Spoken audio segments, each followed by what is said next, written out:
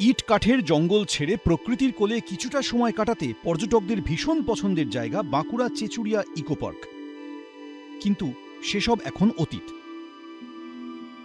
একটা সময় সেখানে ঘুরে বেড়াতো হরিণ, বর্ষায় মাঝে মধ্যেই দেখা যেত ময়ূরের নাচ, ছিল পরিযায়ী পাখিদের আনাগোনা, রান্নার শেড, শিশুদের দোলনা, জলাধারে প্যাডেল বোট, পিকনিক স্পট হিসেবেও মন কেড়েছিল পর্যটকদের। কিন্তু গত 15 বছরের ক্রমাগত অবহেলায় বেরিয়ে পড়েছে এই পার্কের কঙ্কালসার চেহারা।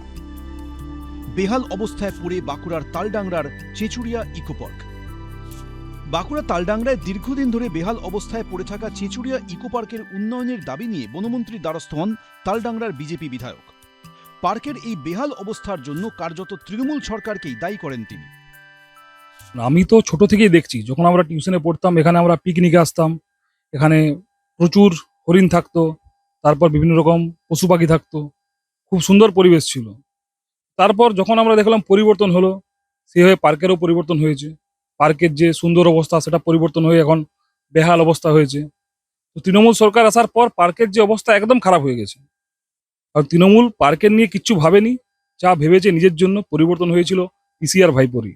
আমি বিধায়ক হওয়ার পর আমার প্রতিশ্রুতি দিয়েছিলাম যে পার্কের উন্নতি করব, তো আমি সেইভাবে প্রথম কাজ ধরেছি এখানে। তো এখানে ইলেকট্রিক লাইনও ছিল না, সেটাও যোগাযোগ করিয়েছি আমাদের রেঞ্জার সাহেবকে সঙ্গে নিয়ে।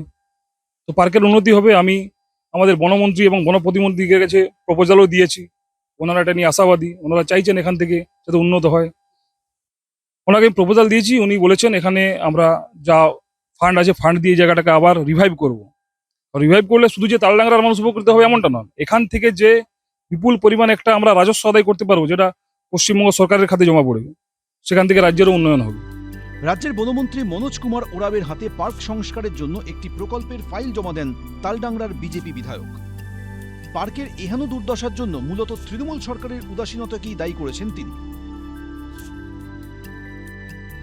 বাঁকুড়া ঝাড়গ্রাম রাজ্য সড়কের শিবডাঙ্গা মোড় থেকে বিবর্দাগামী রাস্তায় কিছুটা গেলেই পড়ে চেচুড়িয়া ইকো পার্ক।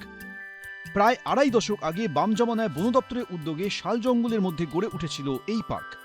একসময় ছিল জমজমাট, ছিল নিত্য পর্যটকদের আনাগোনা। কিন্তু গত 15 বছর ধরে রক্ষণাবেক্ষণের অভাবে বর্তমানে পার্কটির দশা শোচনীয়। এলাকাবাসীর মনেও এ নিয়ে যথেষ্ট ক্ষোভ। দারুণ ছিল, মানে বাইরের থেকে লোক আসতো, কলকাতার থেকে, আসানসোলের থেকে, চারদিকে থেকে আসতো আর কি। তোমার রেমনিয়া বাজারটা মানে এইখান থেকে রাস্তা পর্যন্ত লোক নাগরদোলার মতন। আর 15-16 বছর আগে হয়, তারপর থেকে এমন একটু ঢিলা হয়ে গেল, মানে তখন মানে কমিটিগুলো এখানে থাকতো, প্রকৃতি দেখভাল করতো, তাদের রুজি রোজগার শেষ হয়ে গেল, দিয়ে আসতে বন্ধ করে দিল। অবহেলার কারণে পিকনিক স্পটের প্রায় সব পরিকাঠামোই নষ্ট হয়ে গিয়েছে, ফলে টান পড়েছে রোজগারেও।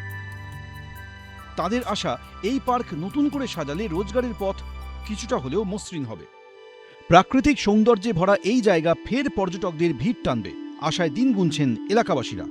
আচ্ছা, তো করলে তো ভালোই হয়। এখানে তো আমাদের এই মানে কোনো ছেলে কোনো কিছু আর কি দোকানদানি করে খেতে পারবে, রুজি রোজগারের একটা আয় থাকবে, এই জায়গাটা এলাকাটায় উন্নতি হবে, মানুষ যত আসা যাতায়াত করবে পার্কটা তত সামনাসামনি একটা নাম হবে আমাদের কমিটির থেকে। আমরা অনেক খুশি হব। এলাকাবাসীরাই জানান, অতীতে এই পার্কের প্রাণ ছিল যে সকল জীবজন্তু, তাদের কিছুটা বাধ্য হয়েই জঙ্গলে ছেড়ে দেওয়া হয়েছে।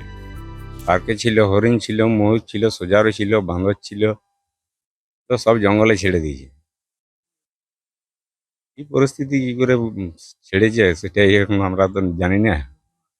লোকজন আর সেরকম আসে না, আসে খুব কম, দিনের দিন কমে যাচ্ছে। পর্যটকদের অভাবে এখন প্রাণহীন বাঁকুড়ার তালডাংরার চেচুড়িয়া ইকো পার্ক। জঙ্গলে এখনো মাঝে মধ্যে ময়ূর দেখা গেলেও নেই আগের সেই আনন্দ, নেই কচিকাচাদের হাসির শব্দ, পিকনিকের হইহট্টগোল। আগামীতে এই বেহাল অবস্থা ঠিক করতে মিলেছে বনমন্ত্রীর আশ্বাস। এখন শুধুই আশা পার্কের হারিয়ে যাওয়া আকর্ষণ যেন ফের ফিরে আসে।